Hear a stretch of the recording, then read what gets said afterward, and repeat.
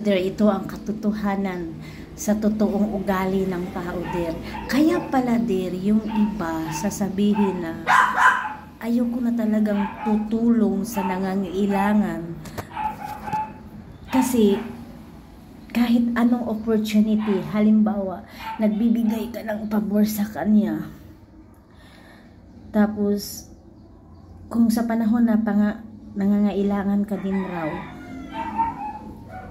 tapos hindi siya papayag kasi may inuutusan mo na lang talaga sa simpleng bagay na utos na hindi naman mabigat.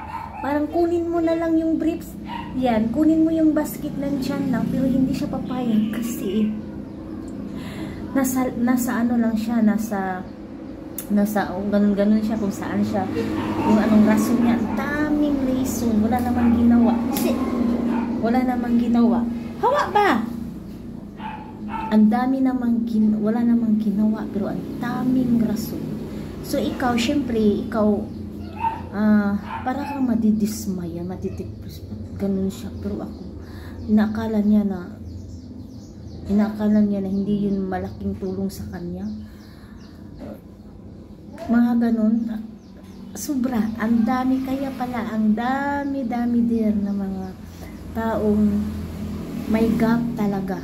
May hindi talaga close. Kasi pag close mo, ikaw lang masasaktan eh. Kasi sa isip mo, nakatulong ka na sa kanya, pero sa isip mo, hindi. Kasi kaunti lang.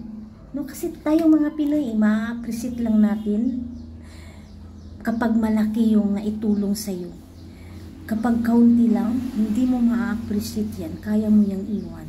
Pero hindi mo alam, malaking tulong sa iyo yan sa pang-araw-araw mong galastusin. Diba? Tapos, hindi mo talaga maisip no na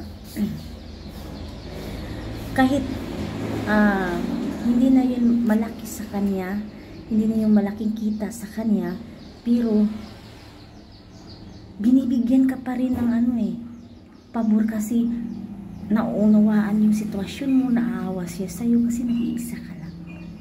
Pero kung siya na wala sa'yo, no? Pero kung mayaman yung kaibigan mo, yung talagang madaming pera, ayun, marunong kang mag-isip, marunong kang bumigay din ng favor or magpapaubaya, mag-a-adjust, pero sa tingin mong konti lang ang pera, parang kailangan mo lang siya kasi talaga siya, kahit pa konti-konti. Pero alam nyo ba, hindi mo alam na siya ay nag-o-observe din sa iyo, no?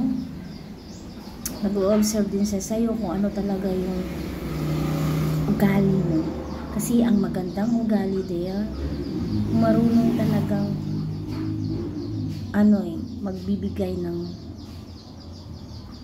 konsiderasyon, magbibigay siya ng adjustment sa iyo. Kasi kapag plastic ka lang, kasi kailangan mo lang, babastas-bastahin mo lang. Kasi alam mo, maya-maya okay na yun. Pero sa akin, I will give a chance, many chance. Pero kapag ako'y